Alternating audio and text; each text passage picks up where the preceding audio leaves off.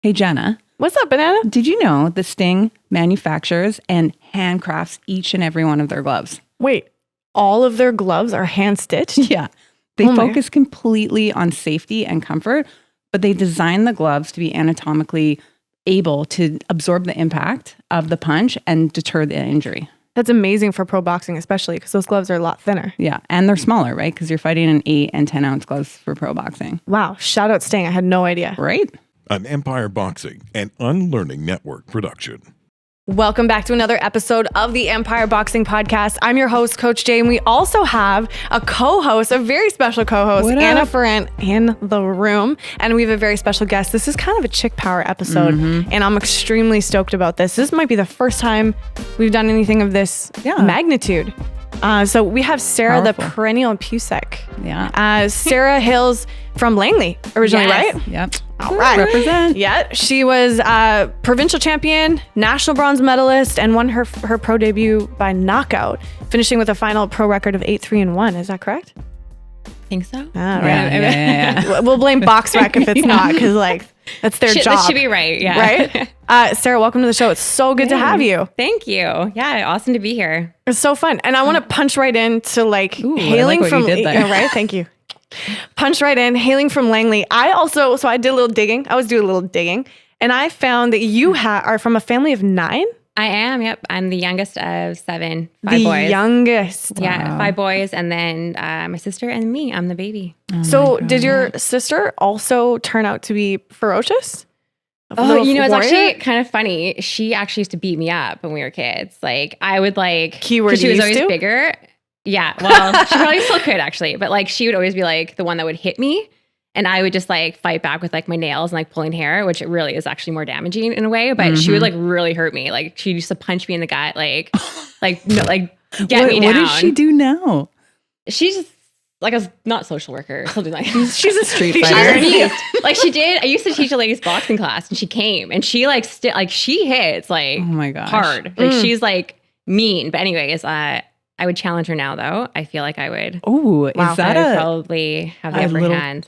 Sister comeback? Pro debut so. comeback. God. Family. We call it family Feud. The takeover, Family Feud edition.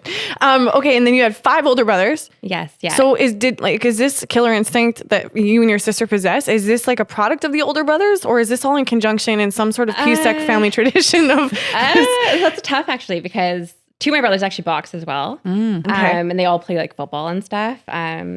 It's not like they picked on me. I was the baby, right? So I didn't get beat up by my brothers or anything. Maybe it's a product of my sister. You got beat up by your sister. Yeah. Was she beating up your brothers too? No. The culture of the household. No, maybe. it was very much, we were very traditional family. Right. My brothers never would have hurt a girl. Aw, nice. No, and then, yeah, okay, so 2 of them are boxers. Are they still active as well? Oh no.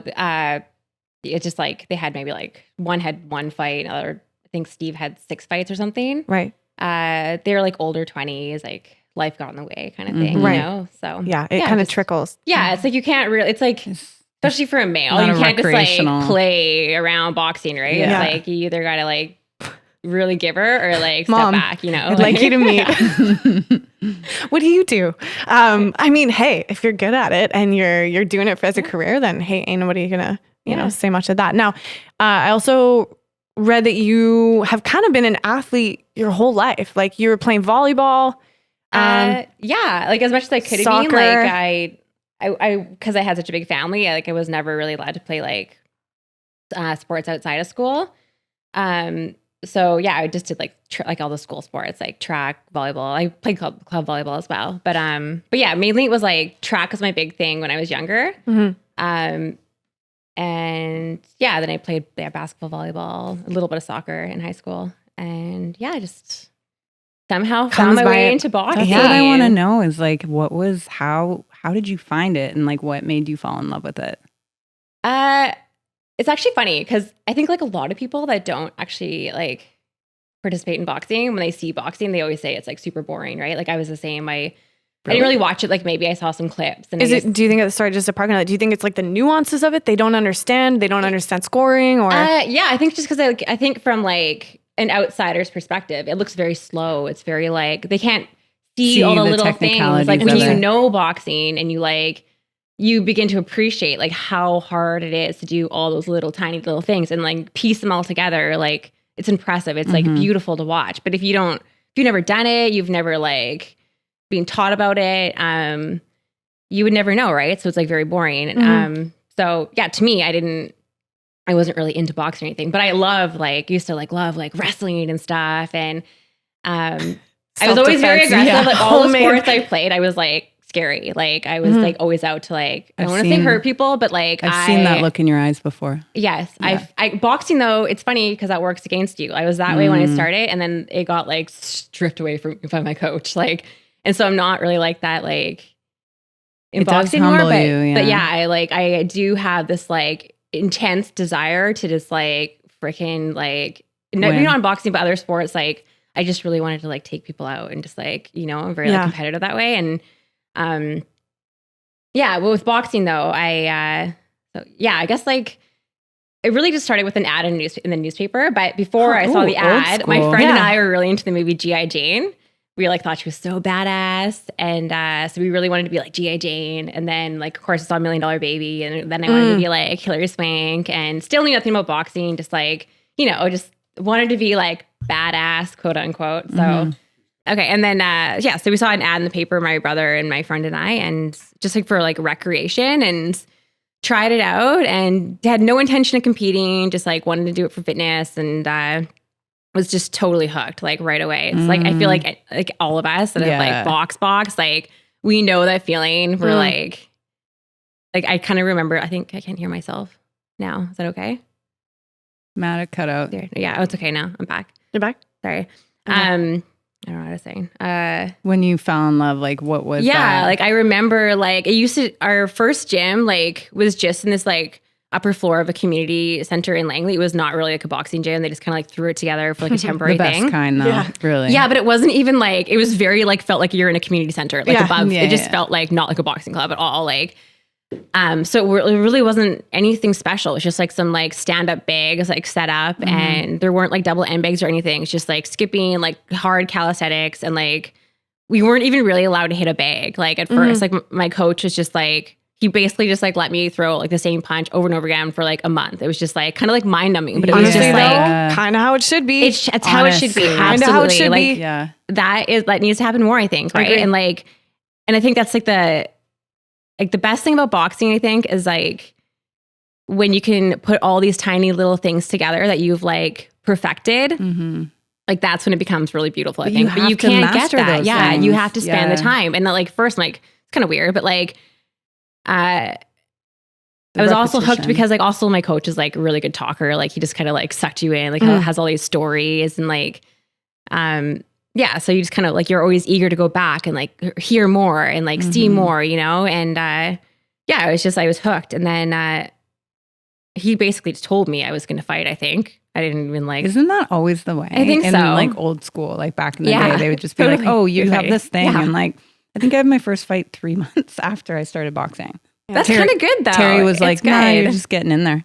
Yeah. Well, I mean, you know, pretty quick. Like you have that experience early on. You know where you stand with it. You're either like, oh, let's do that again, or you're like, not for me. Totally. And maybe you come back to the gym and just train, or maybe you don't. But it sounds like you had a Mr. Miyagi type coach who sort of kind of inspired you on a deeper level. And I wanted to go back to one thing that I think is really cool, because I think I'd love everyone's sort of, you know, perspective on this, is like, let's talk about coaches and sort of, I don't know, I want to say like, let's say the industry of kind of fitness boxing and how it just steamrolls through the technique. Yeah. Right? Like to be proficient at boxing is like counting every grain of sand that makes the beach. You know what I'm saying? Like 1,000 jabs, more than that, thrown consecutively. Same as if you were like, I'm going to be a hip hop dancer. 100. You wouldn't go from like 3, 2, 1 and be able to execute. Like there's like spinning on your head day one. Yeah. You have to like embody the movement so that it becomes a part of you. You're not even cognizant. You're not overthinking it. Like you can't, you have to build it like layer by layer. So why is there this like, you know, Sarah, what do you think? Like, why is there this, just let's steamroll through all of that and cut to the like punching stuff? Why does that exist? What does that pander to?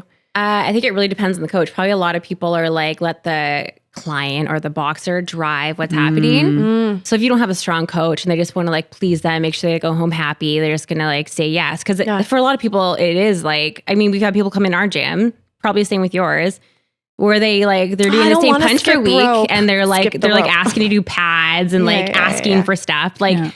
But they don't want to do the same punch for a week, so they don't come back, right? Like, so if you have a gym that's like, you know, relying on people paying dues and like joining your club, then maybe you're not so likely to do that. I don't know. Like my club was never like that. My coaches were like, weren't about the money. It was just for the love of the sport, for love of like passing things on. And like, they didn't even want to train anyone that wasn't like committed to like the consumer interest. Yes, well, it's interesting. Yeah, because that's seen as client centric. But what actually is client centric is doing the best thing for the growth of the, absolutely. Like the and client honoring the sport properly. Yes, but it's not seen in the same light.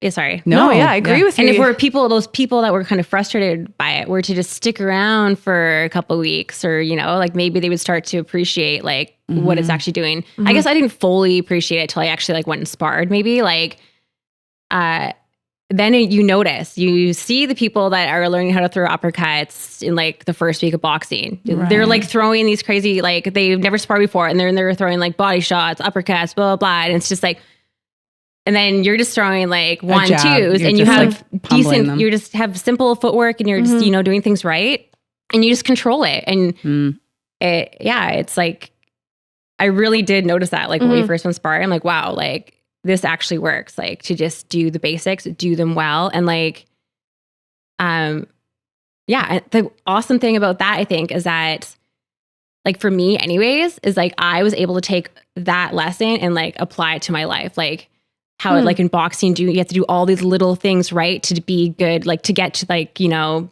the victory, whatever. You have to do the little things. You have to. It's like, otherwise it's not going to work. Like, it's a discipline though. Yeah, it's a discipline and a focus, you know, like you have to have that focus to like, a lot of people aren't going to want to go to the gym and skip and like do the same thing for like 20 minutes and then do a double end bag for like 30 minutes and like, or just do footwork for like half an hour. They just want to like do hand pads, you know, when and are we like gonna do pads. Like it's so annoying. Hand pads are so annoying. And they're actually not like, even great for your technique. Yeah, they just make you boxer. Look good. But it's like there's so many things that are happening from the coach's side that are nuanced to enhance how the boxer hits or connects or whatever, right? Which is why it's so obvious to see good pad holding from bad pad holding on that side of many tools. Exactly.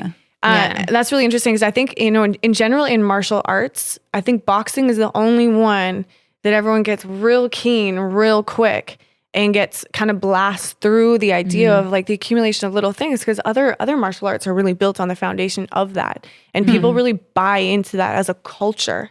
And again, to your point, like it depends on which club or, you know, which coach. And do we think that those sports have been commercialized in the same way that boxing has, right? No. Yeah. Super influenced by movies and TV Could and you media. imagine a jiu-jitsu rumble where they like grapple to the beat? It would be. What would that even look like? Honestly, I just, Do you feel sick? Threw up in my mouth a little.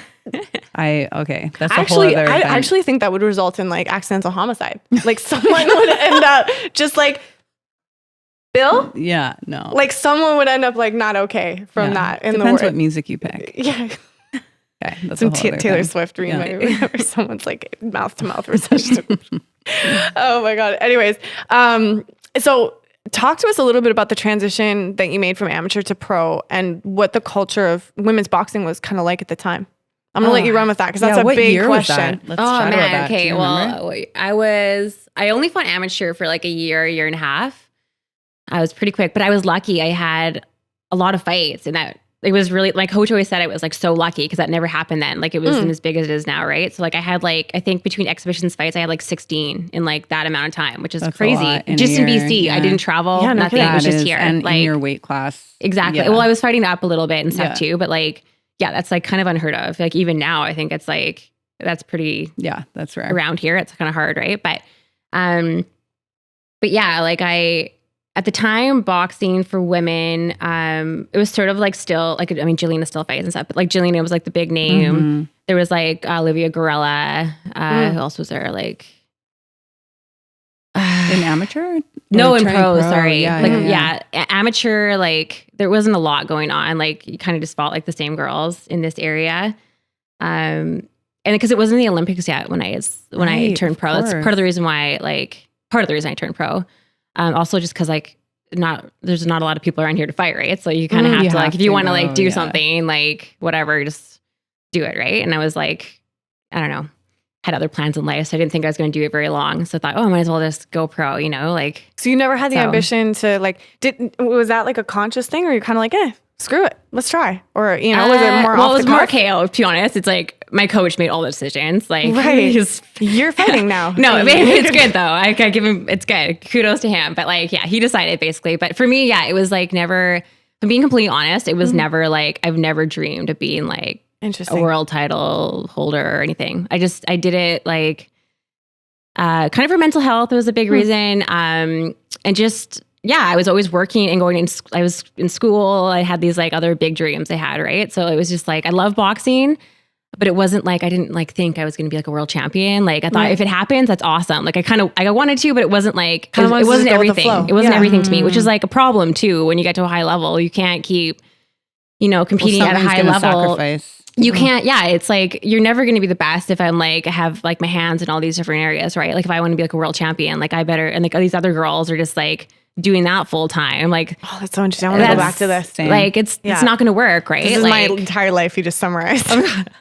18 pots and I'm kind of average at everything. Yeah, well, a little bit, but like I just like for me, I worry that like, especially when I was younger, there wasn't enough money in women's boxing to make it like a career. I wasn't thinking like now maybe there's a possibility that you could, you know, like maybe it was a little bit late. I don't know, but like very hard to, you know, like because maybe some girls doing $1 million fight, but then all the other like girls are making like $800, you know, like and like they have to pay 30% to their corner. So like you can't live off that. Like, and I just didn't want to, you know, like I didn't want to sacrifice like career. And like, I also really wanted to be a mom and stuff. So I had all these things I wanted to do. And like, so, I don't know. So ultimately like women's boxing just wasn't like a really attractive path to be like, this is what I want to do. I wouldn't say so. Yeah. I mean, I think now, it could be, but then it wasn't so much. And, I mean, it was still cool. Like I was like, especially when you go fight in the States, like there was like a real buzz there. And like even for like the women's fights, like people were really into it. It was really cool. And your first fight was in Washington. So you crossed the border for that first fight. I did, yeah. What was that experience like? Talk us through the debut experience for you. That was amazing. That was actually amazing. Cause like amateurs, you don't really knock people out. Like, you stop people on the computer and like whatever. It's not the same, you know, it's not the same. Cause we're wearing like big gloves, headgear, blah, blah. So this one, like, I just didn't even think like, when you put on those tiny gloves. Yeah, I was like, whoa, oh my gosh. To be honest, it wasn't like a formidable opponent. Like, let's be honest, here. But she was bigger than me, and I think it was more like people were shocked because she looked tougher than me. I was like, I think it was like 20 at the time or something. For that. And I had a ponytail, which is a mistake. You're not supposed to have a ponytail because it bounces more when you get hit. Right. But I was just like, I had like a ponytail, blonde, which my coach didn't like, of course. Yeah, and like she was just more like. She was like jacked and bigger than me, and like she just looked scary. She's like, no offense, like no, you don't look scary, but like she's like tattoos and like I don't know. She just looked different than me. She was like for sure hardcore, like spiky hair, everything, like and like it was crazy. Like it was, I think it was the end of the first round. I like just like she went down and then she got up again, then she went down again, and like afterwards, like all these people were like, it was crazy. It was like they were like swarming me, and like people were giving me money. Because they had like bet for the other girl. Oh, and then the main event was these two, I can't remember his name now. He was kind of well known. Anyways, the two main event fighters, one of them came over to me and he's like, girl, you got a right hand like a jackhammer. Yes. It was like the best. I was like, yes. Like, oh my God. I never knocked anyone out again. Anyways. But what a pro debut though. I know, it was amazing. It was like, I'm like, core oh my God. Like it felt so cool. So that was pretty cool. It was like a really good buzz there. Like there was just like, I mean, it'd be awesome if you guys could create that kind of buzz in, I don't know if it's possible because people, but like they're like hard, there's some hardcore fans. Like people know boxing. They're like, it's just like, it really is. I'm going to say that I think from I'm going to toot our horn. Those two female bouts were bananas. So good. But you're right. The fan base is different. Yeah. And that's the difference. Because you can have super talented athletes, you can have a great fight, you can have a wicked matchup, you can do the full production, but it's just a little bit different in the fan base for and sure. And also just the availability. Like they're throwing fights like every single weekend or every other weekend in the States. Yeah. In a city where the culture is because there. they can too, Yeah, right? People still buying tickets. There's populations different. So many things. Yeah. So yeah, we would love to. We will. Yeah. Awesome. I mean, okay. Well, I'm just gonna. Would you ever make a comeback? Are you done now? No. I mean, I think everyone always everyone loves a everyone comeback. thinks about it, you like you always want to. Like, I miss it so much. But Hold like up. On a Wednesday, your sister texts you. She's like, "Yo, Sarah, I'm actually really pissy right now. I'm gonna turn pro." What if you gave her like a 2-month head start? Yeah. And you're just like, or you she's didn't... like quite a bit bigger than me. Like she had to like what's quite a bit? Like 10 pounds? I'm just like Aaron. I can't. Shout out. What's your sister's name? Maria. Shout out She's Maria. Strong, though. Let's make she's it happen. She's like, it would be the same weight class, but like, no, I think I would still win. I don't know, it's weird because she's scary. She has a scary hard punch. Like, right. She's There's shockingly. only one way to find out. Tell her to turn pro. Sounds great for us. We could do an exhibition. She is hard. She's a mom too, so she doesn't have much time. But I mean, how fun would that be? Like babies in the corner, like in a Bjorn or whatever they're called. Yeah. Like dad strapped in the corner. Oh my God. Yeah. So cute.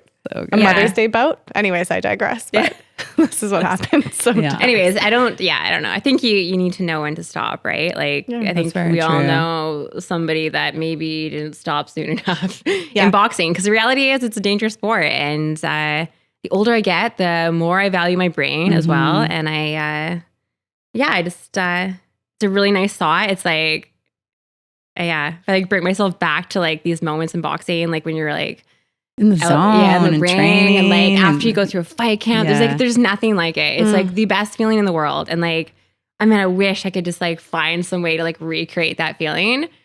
I don't think I could though, because like there's nothing like boxing. It's like but I just feel like it would be foolish. Like my husband always like he's told me a few times, oh, you should take a fight. But like Hubs. No, it's like it's not. You have to know when to stop. And like when I went out, like a big reason I stopped is because I realized like I'm not giving it like I love it, but I'm not giving it 100%. I'm not training like I fought for world title, but like I was like working full time, school full time. Like I really felt like if I was really going to be fair to myself, I really wanted to do it because I really like felt like I could do it.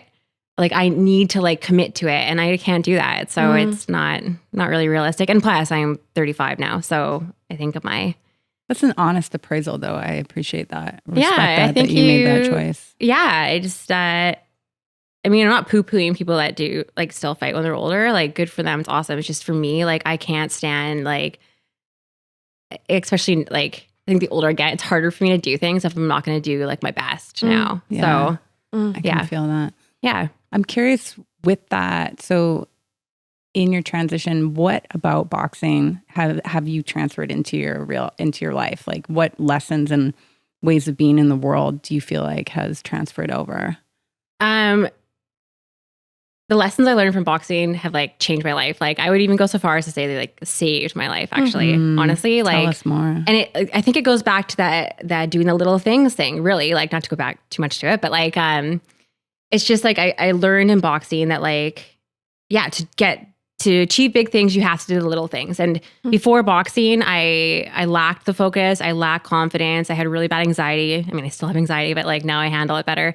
I didn't really the thought of like, for instance, going to university or something like terrified me because it just seemed so like huge, daunting. Like 4 years like of uncertainty. Like, I don't know. I had a really hard time like grasping those like bigger things in life, like it was really hard for me. And I kind of just like, I guess like most teenagers, like I sort of lost myself, like in those years and lost a lot of confidence and stuff. And when I started boxing and I was doing all these little things and just kind of trusting my coach and like seeing the results of these, like doing these little things, like I started winning fights.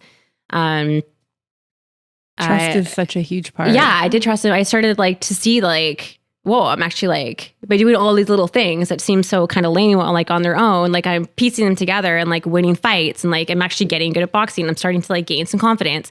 And so then like I kind of took that and like put that into my life. So then, for instance, I started taking classes at at like a local like university college. I just started with like one because I was so scared. So I just took one. I'm like, oh, and I was still working and boxing and stuff. And like, this is not bad at all. So then I took, next semester I took 2.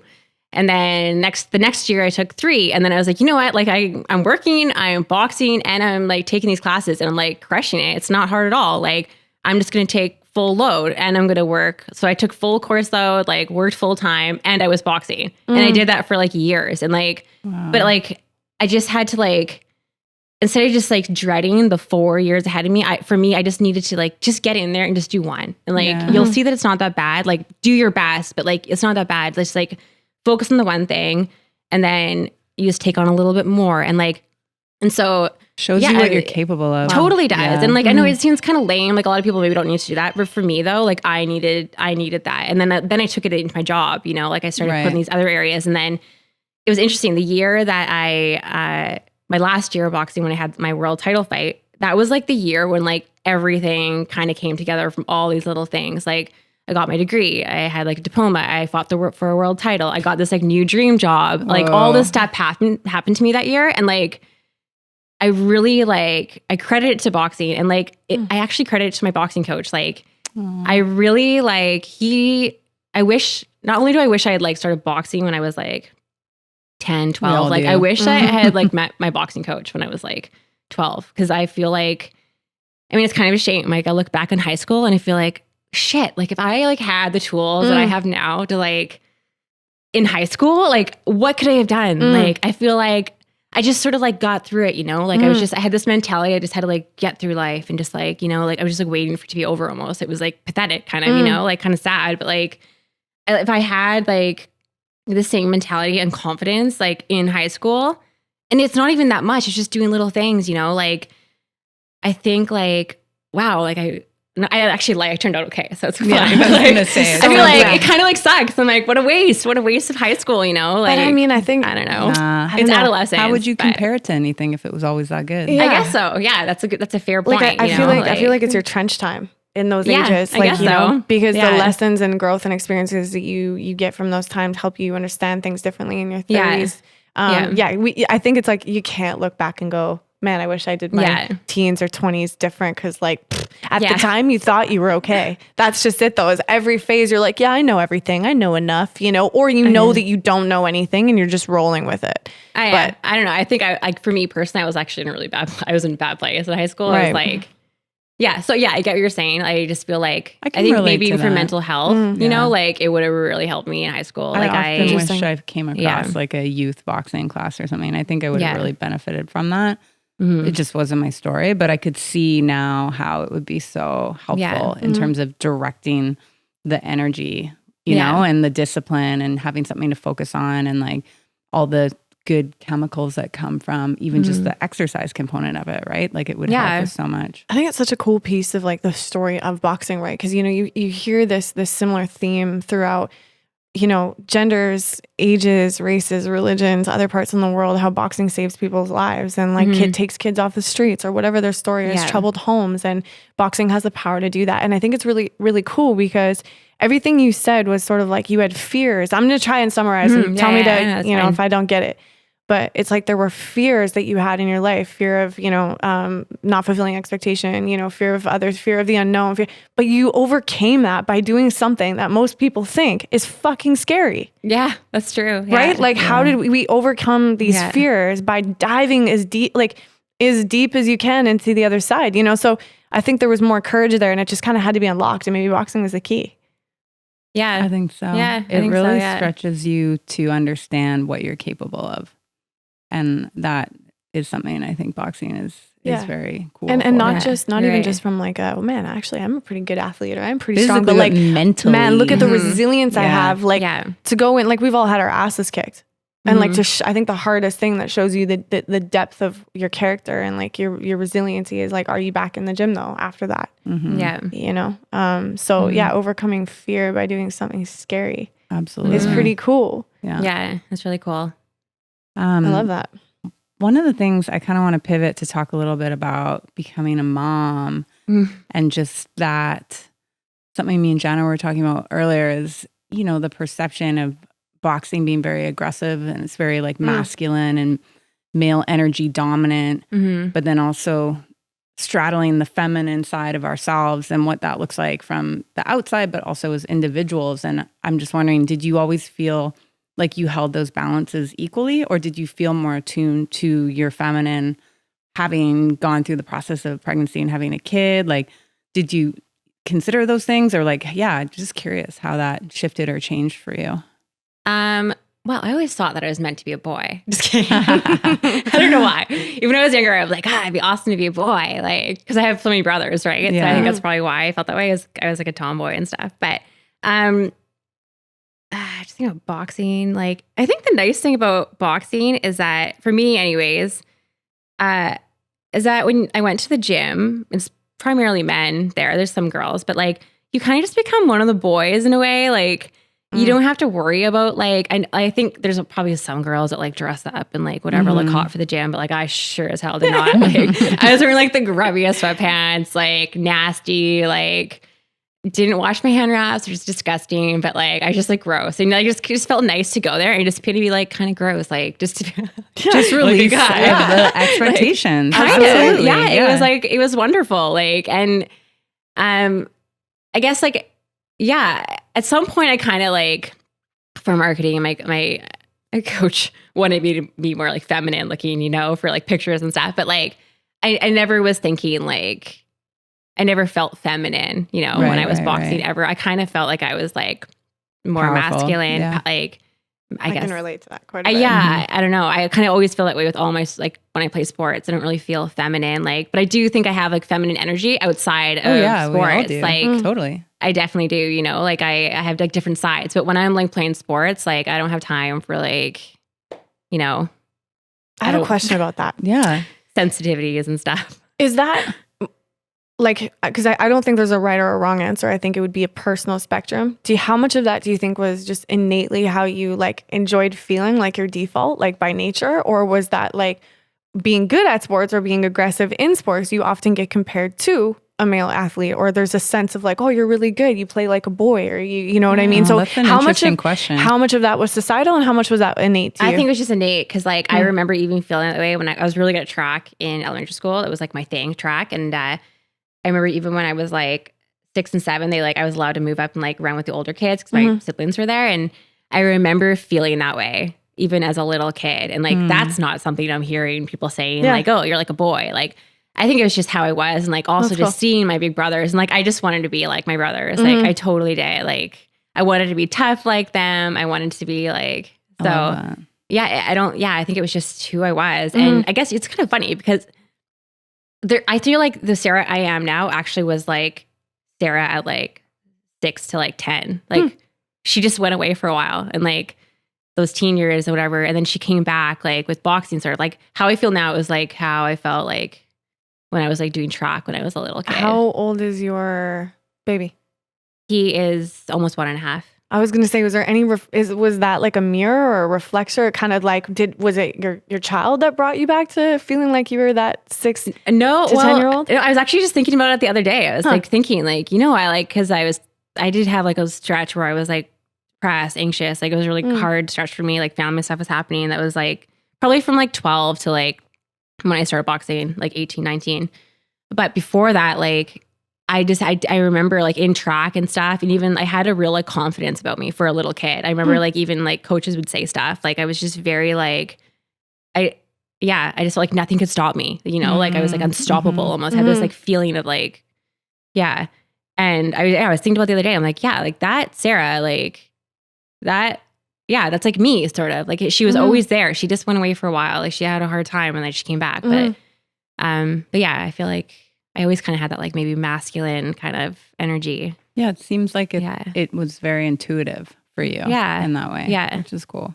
Yeah. And how has that been like moving into this chapter of like becoming a parent? Like how has that experience been for you? And I love being a parent. Would you ever let your son box? Yes, I would. I wouldn't like, I'm definitely going to teach him. Absolutely. I'm not going to force him to like fight or like, but I mean, he absolutely needs to know how to like throw punches and like, he is like he's a pit bull. He's like crazy. Like, and he's like jacked. He's a 1.5 years and he's like ripped, this baby. Like, I'm like so proud of him. And I'm like, yes, like hopefully you can box. But anyways, as long as you can like defend yourself and be able to throw a punch, that's what's important to me. But I don't know. Part of me doesn't really want him to be like, boxing's kind of like risky, you know? I feel especially for men, it's like amateurs is different, but like I would worry about him like going pro and just kind of like so many people get sucked into it and like because it's so addictive, they don't know when to stop and it's like they're mismanaged. They don't like they're not pursuing other things because they're like I don't know. So interesting.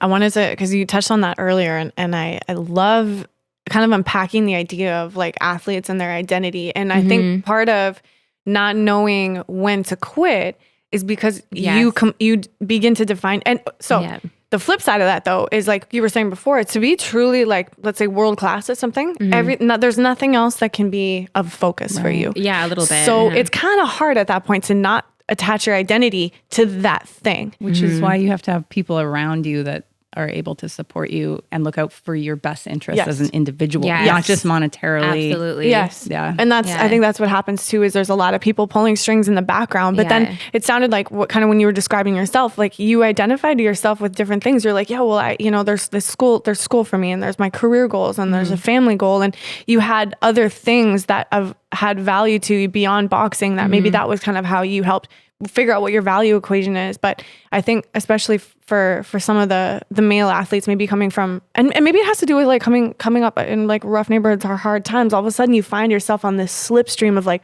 holy shit, I'm going to go somewhere. I'm going to make money. My life's going to be different. It becomes their everything. And then when that goes away, it's a complete, it's a breakdown. It's a car accident. And that's a really interesting thing. And you see that in the sport of boxing more than really any other sport. Like maybe WWE and stuff like that too. You kind of see that because it becomes this like supersized persona. And like, you know, the guys and the steroids and everything that happens in that. But with boxing, it's really interesting. Like how many MLB players do you hear like going off the rails when they retire? Like as a comparison, or like, you know, NBA players, maybe there's more of a culture around partying and stuff like that, maybe a little bit, but I don't know. I think boxing, you know, you run into that, like, I can't let go guy a lot more. Well, you go from being like this, literally the center of attention on a stage in front of all these people. It's just you and one other person. And then it's just gone. And like the spotlight's just off you. And I think those team sports, maybe it's easier because you have like, there's other people there. It's not just about you. It's like you have support of your teammates. It's like, it's sort of like a shared, you know, glory. Whereas boxing is like all the glory is on you. And was that hard for you? Like, do you recall like a transition period when you stopped? That was tough? Yeah. I remember like my coach told me that year when all this stuff was happening for me, I was just like, you know, riding the high, like feeling so good about life. He's like, savor this moment. He's like, you're never going to feel this again. He's like, but you got to know that you're going to come down off this. Like you're like, when you stop, it's like, he didn't know I was going to stop at the time, but he's just like, you can't ride this high forever. Right. You're going to come down. Right. Like for sure. So like just savor the moments and like remember them. And I do, I really do like hold on to those memories and like that feeling. Cause I know I'm probably never going to feel it again. So it's like, oh, that sucks so bad. But like, at least I felt it, you know, and I can like look back on it and I can like, come on podcasts and talk about it. Yeah. And but you know, I'm also just so glad that I did like have my hands in all these different baskets. Like I remember people used to always like when I was like my 20s, they used to always just talk to me about boxing, always ask about boxing, never ask about anything else. Cause I was doing well. So I guess it's like, they just thought like, that's probably what I want to talk about. And like, that's who I am. But like, I used to always be like, that's not just who I am. Like I do all these other things. Like I'm in school. Like I'm like, I'm into horticulture. Like I like do other cool stuff. I travel and like, it was always just about boxing. And like, yeah, it kind of frustrated me like a little bit because there never really was like just my identity it was never just boxing. Sorry. And like now I'm so glad now that I'm done boxing. Oh, for sure. I am so glad. Like I love it. And like, I wish I could still do like, I'd be involved in some way. Like I would love to coach like young girls and stuff again. And, but yeah, I'm just really glad that I had all these other outlets and, I just think it's really important to be well-rounded unless you're some kind of like, you know, freak of nature who's like, you know, I don't know, Floyd Mayweather. Sure, he can be. But like then also stay grounded so you're not like a complete piece of shit. Egomaniac. Yeah, exactly. 100. I want to talk a little bit more about every time you've mentioned your coach, it's always just been this like, you guys seem to have this beautiful bond and the impact that he had in your life. And my question maybe is like, might strike a, some there, maybe not. But I'm curious with your relationship with your coach. I find sometimes in sport, it either is like, it can replace a father figure in a lot of ways sometimes. What was your relationship like with your coach? And did it kind of take that role for you, or was it different? Yeah. So I think things are okay. I don't know. I guess, yeah. Feel free to not talk about anything you don't want to talk about. I think there's probably some like hard like family stuff, kind of like relating to my father, I guess. Growing up, I mean, he's open about it. He's like, he is like bipolar and he's like quite mentally ill. And yeah, there was some like, pretty hard years there with all that. And yeah, but even if my dad, I'm thinking about it, even if my dad had been different, I don't know that you get the same mentorship from like parents than you would from a coach. It's different, because my mom, amazing, and like she's the best mom in the world. I wouldn't trade her for anything, but it's like she didn't teach me all that stuff I learned in boxing. Like she just loved me. Right. That's her job. It's like sometimes like there's it's a not, distance. It can be helpful, and that's why I almost think it's not always good. Sometimes it works, I think, to have parents coach you, but like sometimes maybe it's better to have a different influence, because sometimes it works, but sometimes I think kids need there's a lot that of drama other influence. You've seen it done well, and then you've seen it done not so well. Yeah. I don't know. I mean, I think it could, because my coach actually coached his son, but like there was like rough times there too. But like his son was good. I just am such a sucker for like a custom auto sort of story, where like, and I think the nature of boxing opens it up to have this real transcendent relationship with a coach and like such a beautiful impact. And then when people go and like, we've all heard stories of like nightmare coaches. Like, what was that documentary? There's a documentary about a female fighter. That was so brutal. Well, help me. Fact checkers. We're gonna. You know what I'm talking about. I could Google it. Incredible documentary, and it was the exact opposite story. It was like, I'd say maybe more like vulnerable from a character's perspective. Super talented, like hardworking female professional boxer who's ended up getting romantically involved in her coach. Oh. And he was quite a bit older was than it her. Deal with the Devil? The Yeah, one on maybe. Netflix? Yeah. They get married. Yes, I watched Christy that Martin. too. Yes, thank you, Christy Martin.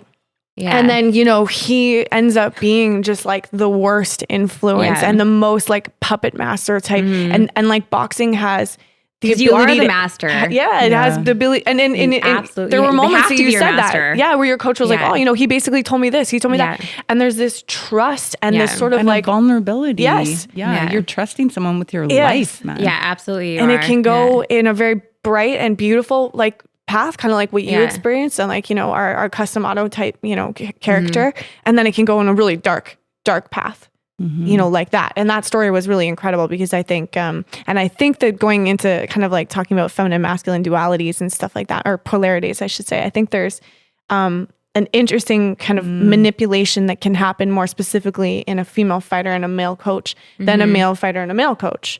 And then we don't really see the story told out as a male fighter and a female coach very often. Well, yeah, because of the representation. Right? For sure. So, wow, just very really interesting. Yeah. So in terms of boxing now, is there anything, you kind of mentioned coaching young girls at some point? Is there something that excites you about the future, or something that you would love to do? Talk to us a little bit more about that. Yeah, I definitely I need to be involved in some way. Like right now it's a little bit hard because I'm like a new mom, but I want to step back into it.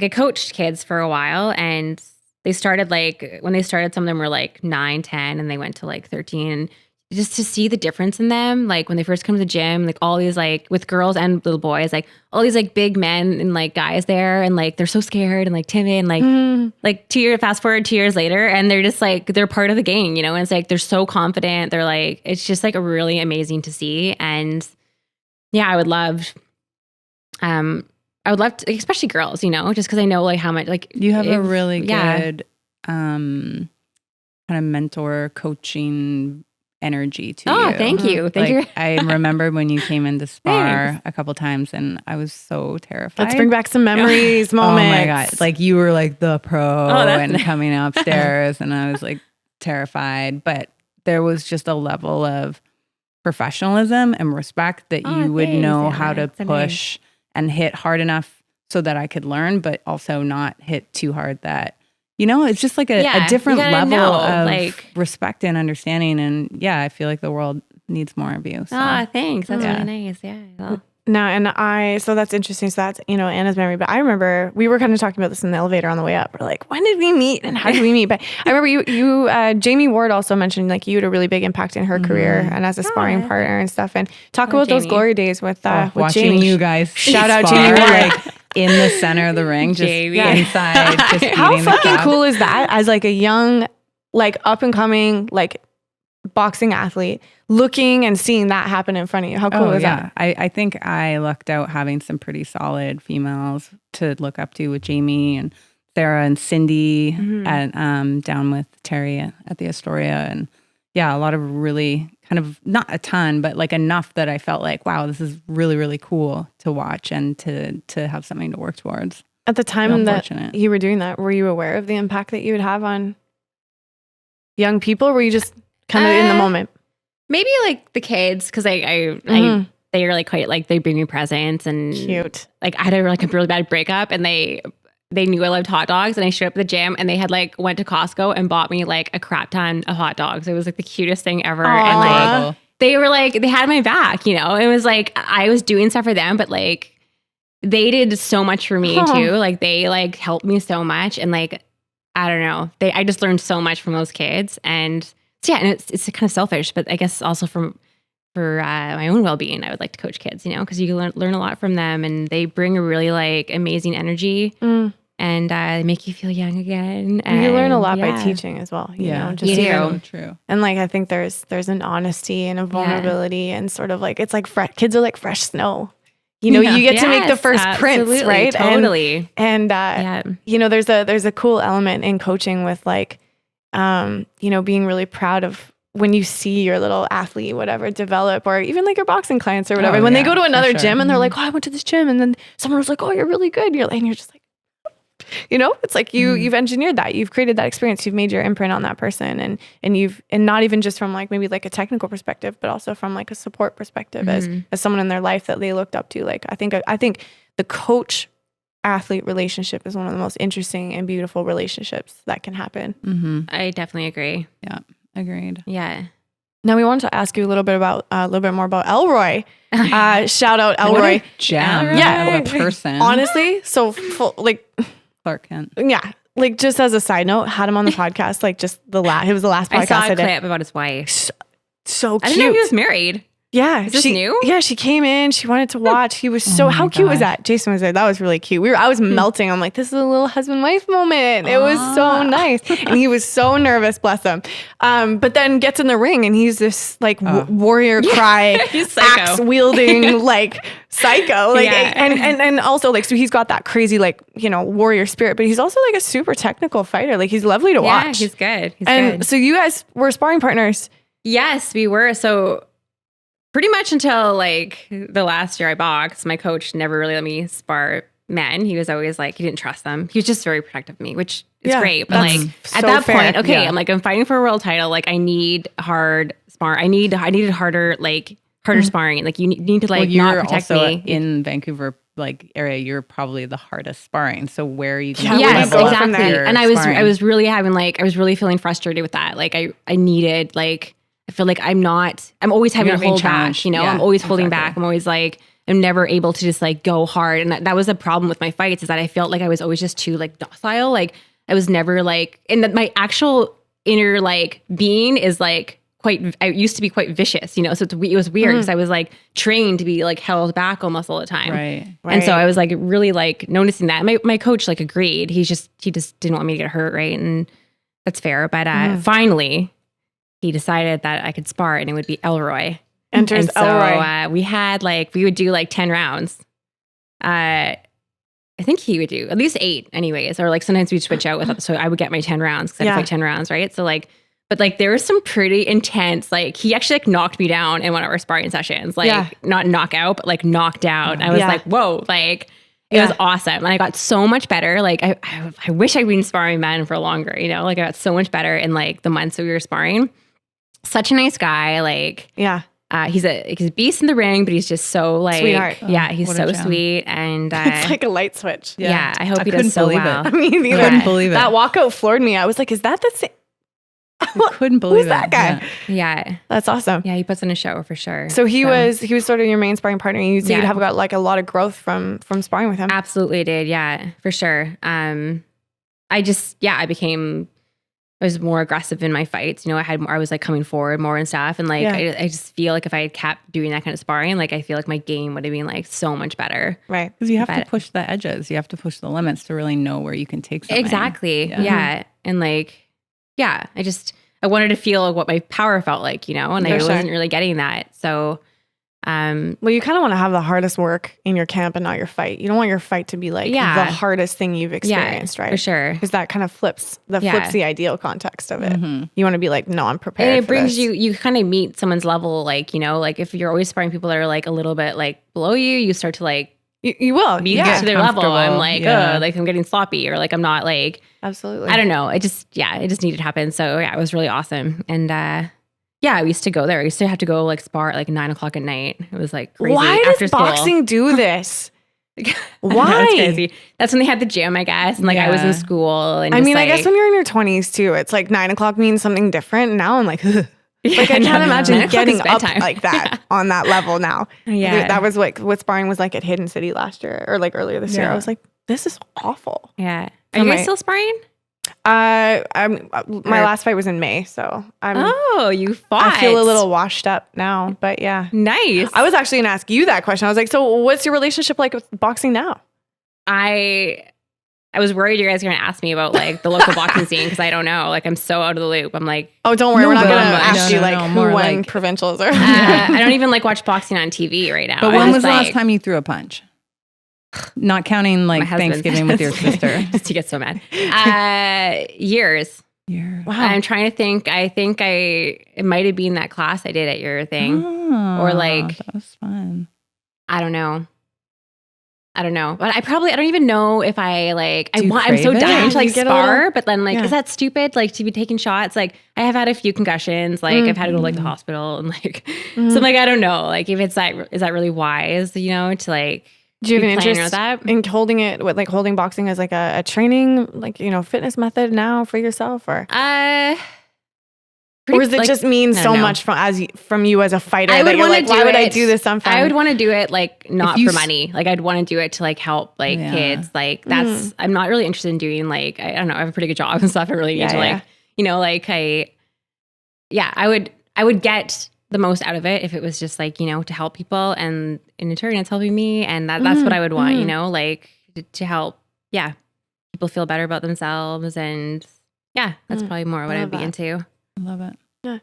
So tell us about non-boxers, Sarah, because Non-boxer. we want to ask you about the things you want to be asked out as well too. And it sounds like you got all these other things that you've worked on and built in your life. You got a family, and now are you a Yeah. horticulturist as well? Yeah, I And work is that where perennial comes from? It is. Yeah, okay, Because okay. the perennial is I don't know if you know, but I it's- do. It comes back every year, you know. Yes. So like it never like whereas like an annual will die, it's not going to come back. But a perennial, it's like even if you cut it down, it's coming back. Is that symbolic like, for you? Beyond the Yeah, name? absolutely. That's kind of like my story, you know. Like I feel like I was cut down and I came back, and that's how I am now. Like I'm like I feel like I'm a fighter. Like and when I'm decided I'm going to do something, I'm doing everything in my power. I will. It's bad, but I'll take anyone down to get what I want. I will. Sarah's Wicked. on my I team. will. End of the world. I'll Can I do be what on it the takes. same team? At Can I work, be on Sarah's anything. team? I will do what it takes to like, get what I want. I just had this like epic daydream of like you at the front of like a Mad Max style like dually just in leather, just 100%. with El Yeah. Rey behind you. It's just fully played out in my mind. Yeah. Accurate. Accurate. Like Yeah. cast her as Charlize Theron, and Yeah. actually that would be banging. Deal. Yeah. Yeah. Horticulturist. Yeah, Cool. I work actually at a landscape architecture firm in Vancouver. They do like high-end residential design, and I do the plant portions of stuff. Wow, Yeah, very so- cool. That's such a gentle career. That's such a gentle kind of like juxtaposed to the to this, you know, like Yeah. this fighter and this like, you know, I'll take someone out in my path to what I Yeah. want kind of person. Well, no, And- there's a lot of that in the job too. It's like you deal with like high and the it's like- weeds, man, those weeds. Yes. Well, I'm not actually Well, the gardening. I'm just clients. doing Oh, design. okay, like, okay. Yeah, but like the clients that we deal with, it's like, Right. and like, it's like you have to manage like contractors and like architects, like all this stuff. So it's like, so that part, this like Sarah, like will not stop anything. Like that really like comes into play at my job. If you don't have that, you will sink. So Right. yeah. And that actually maybe it got even transferable stronger. skill, Yes, yeah. because of my job. 100%. Like since I started working there and I moved to the city, I am like, I feel like I've become way more of like a bitch a little bit. Cutthroat. Like, yeah, like I'm just more like, maybe not in a bad way though. I'm just like, yeah, you gotta be sort of. Yeah. So That's true. yeah. That's so funny. So did any of that like I don't know. Like do you so you're a horticulturist, but you do more like architecture, you manage other people. Do you love plants as well though? Yes. Well, no, I'm so the architects in the firm do all like pools, patio stuff, and I do like I pick the plants and stuff for the designs. I design gardens. Do you have a garden at home? And small one. And so we have like a rental house right now. So and you grew up on a hobby farm. I Yes, think. yeah. So my So mom what was kind a of huge careers? gardener. Okay. Yeah. And so that's kind of how I got the bug. She had like gardens everywhere all over the farm. And that's she so always cool. had like the garden magazines. And so I just kind of got that from her, I think. And like it started like I was a gardener. I loved hard work. I loved like, I love like grunt work The even, right? So that's how physicality it of started it. when I had no knowledge. And then like as time went on, I was like started designing. Then I went to school and like just kind of built on it, right? Like did all the little things. Yeah. And like then I got Can you the big grow thing. food as well? Like is it or mostly just kind of flowers? I mean, yeah, I guess I sure could. she But could. like, I'm just thinking of all the But, like, reasons my- why at the end of the world. I see what you're doing here. Yeah. You're like, do you have your gun license? Did you get yours yet? Hey, Yeah. I pushed back to January, but yeah, January Okay, 7th okay. and 8th. I'll you're be just the weapons collecting Nice. trades. specialist. Awesome. Yeah. You'll feed It's the, very random. and then I mean, I can grow food. and you can organize the shit out of Yeah, people. I'm a good negotiator too. I need lists and you can create Yeah. them. I'll run the governing body of Yeah. our commune. The Walking Dead just popped Yeah. into my mind. Perfect. Yeah. Nice razor wire, big fence. We'll figure it out. Great. Party of 3 it is. Who's the fattest? Like, who do we eat if we need to eat somebody? I mean, so hobby farm though. So you grew up around critters. So is husbandry a part of this? Which is also just a weird word, but that's what it's called. Like growing animals, raising animals, husbandry. Yeah, that's Right. it's But But animal that makes so much husbandry. sense if you've been married. Yeah, animal husbandry. Wow. Here we are. Lord. Here we are. Okay, so you don't watch boxing at all. You can't. I haven't recently. Were No. there when you were competing and you were kind of boxing was more of a part of your life? Were there female boxers that really inspired you? Yes, like I love Jelena.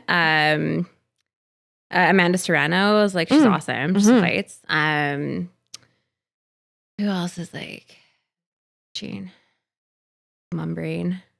Yeah, Clarissa Shields, obviously. Right. Like, Love her. those are probably the big ones, I would say.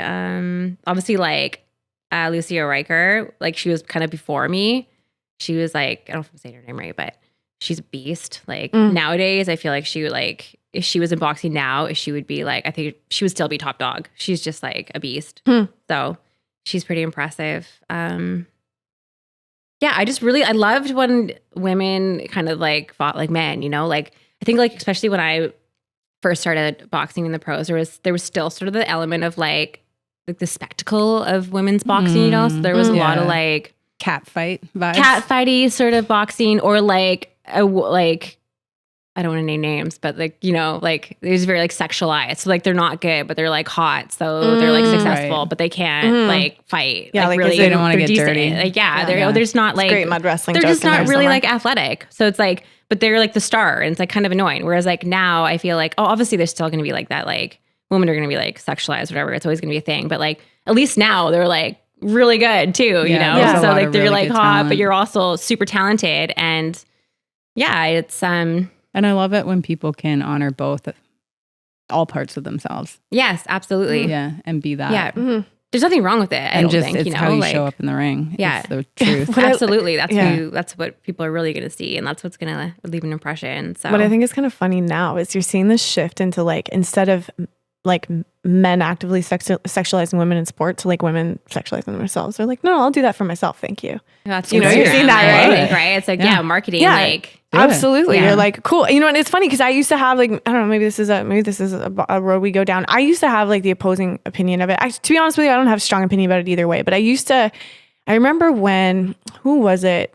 it was like a tennis player or something. She was on Sports Illustrated, and it impacted me. Bouchard, maybe? Maybe, maybe, or it was she was definitely a Russian, I think, Russian girl. This was years ago. Frankova. And I remember it was the first time like an athlete or something, or at least noted in my lifetime, I had noted an athlete like on Sports Illustrated. And I thought, man, is it not the best that you're like one of the top athletes in the world? Like, is that not good enough that you have to be just another pretty person? Mm-hmm. And like that's something that you're putting before your athletic endeavors, like your top 5%. That a projection? Totally. But that was, I remember that being my first thoughts about it. Interesting. You know, I remember being like, but maybe we're conditioned to think those things. Who knows, right? And so it's an interesting box to unpack, because now I'm kind of like, hey, like if it's going to happen to you anyways, might as well do it yourself and get your own check signed for your own self. Yeah, it's a choice. Right. If you want to. But it's interesting. I don't know. What are your thoughts on that? I think if someone wants to embody or share their body, or I think it's totally up to them. I think you can do whatever the fuck you want. Honestly, I have no like judgment, and kind of like you, I don't feel any certain way. I feel like people have the right to share themselves how they want. Yeah, I kind of feel like the whole like I think mainly talking about like a lot of Instagram that happens a lot on, but like it's kind of like a show. It's not even necessarily who they are. It's like they're just It's a persona. Yeah, and like, it's marketing. It's marketing for sure. And like, I mean, women aren't making money in professional sports like men, right? So like, I feel like, I don't know, maybe it levels the playing field, but I don't know. But like, I just feel like it's super interesting. Yeah, and there's a bunch of different, you know, sides you can take and different ways you can unpack that. But you know, it is an interesting aspect that women's sport has and men's sport really doesn't. That's true. Yeah. You know, so yeah. Anyways, that's a good one. So what's next? You gonna have another kid? Yeah, I want to. You can open a gym? I would have 6 if I could. Would you? I'm not allowed. I would love having babies. Like I just always all I ever wanted to be when I was younger was a mom. Like that was like what I wanted to be. Oh, that's so sweet. So more babies, and then would you ever open like, you know, your own gym and run or start your own kids program? Probably would just like piggyback on somebody else. I don't know. It's a lot of hassle having your own gym. I've witnessed that. Sure. Like, feel like, it's kind of a huge commitment. Yeah, I'd probably just piggyback or like, I don't know, something like that. But and maybe commentate on an Empire Boxing show. I love it. She's in my brain. Maybe, but I don't know if I have like enough to say. Like, I disagree completely based on the last hour, actually. Yeah, completely. And especially when you're watching it live, like you're talking about what's happening in front of you too, right? And nobody knows the sport better than people that have been inside of it. Yeah, that would be cool. Yeah, we were tickling that idea before. We were like, wouldn't it be cool? Like, especially on I think on a women's bout would be amazing to have a female voice on the microphone calling it. Yeah, more female representation in boxing on all levels, Absolutely. right? Like commission, amateur, boxing BC, all of it. And women are proving like they deserve to be there, right? They're putting on good fights. They're like super talented and fierce, and it's so powerful to see women like competing like on that stage, like HBO shows, and it's like that recent card, the all female card. Yeah, there was Mare, there was Shields, and then followed up just recently was another Serrano fight. Where she just mowed through someone. She's currently wildly undefeated, isn't she? She's like in the 20s. Didn't Serrano just lose to Taylor? Sorry, not Serrano. Sinise. Super bad. That's what I was going to mind. She just fought again. But yes, you're right. Serrano lost to Taylor. That was an interesting fight. Did you watch it? No, I didn't watch it. It was, close.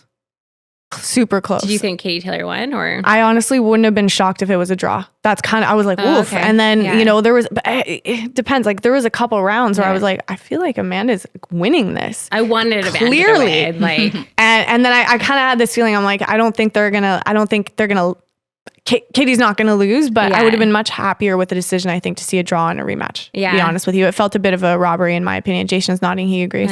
Jason's my fact checker. Boxing fact checker. Yeah. Sometimes I feel like I'm horrible at scoring boxing. Do you know what I mean? No, but like you think that you know, and then there's so many biases. There's so much, I mean, depending on who you're rooting for or who you're watching, like I think it's a real skill to be so objective and score boxing in a way. Yeah.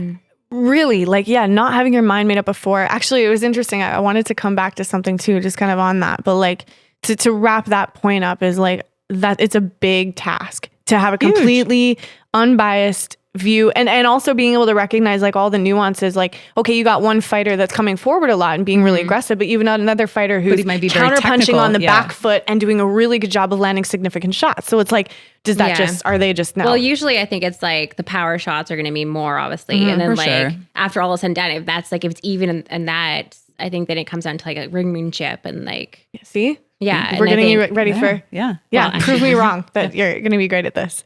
We'd love to have you out. I don't know. But yeah. Anyways. Oh, that's awesome. Yeah. I can't remember what I was going to say. What was I saying? Something else. No, I think we hit all our marks. Yeah, we did. Yeah. My brain is always like, I'm like, oh, that'd be a cool topic. And then I like ask you another question and I totally forget it. But Sarah, what a pleasure it's been to just chat with you more. Like, I think me specifically because, I don't really know you that well.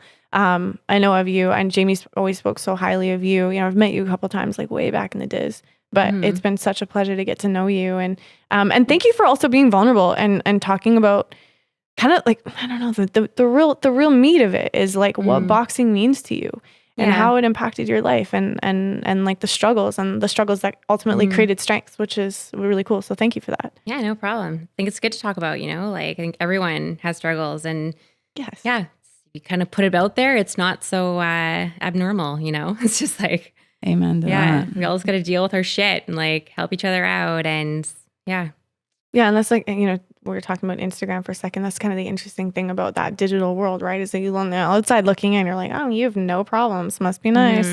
Whatever. It's not the case, like for any of us. But boxing is the ultimate. Well, I think combat sport in general is the ultimate leveling, like, the ultimate leveler of like you versus you, and then you having an intimate moment with another person in combat is like the putting yourself out there. Absolutely. Oh my gosh. The ultimate equalizer. That was the word I was looking for. So, so hearing your story and how boxing, what that meant to you and like your coach and also ultimately how that's played forward into all aspects of your life is really cool. And for me, that's the juicy bits. Those are the bits I like. Yeah. Well, great questions, both of you. It was awesome. It was great. Thanks for being my co-host. Yeah, it was so fun. Wow. Yeah, it was full circle for me. So I'm really happy to have you. Nice. Yeah. Awesome. All right. Thanks for tuning in to another episode of the Empire Boxing Podcast. I'm your host, Coach Jay. I'm Banana.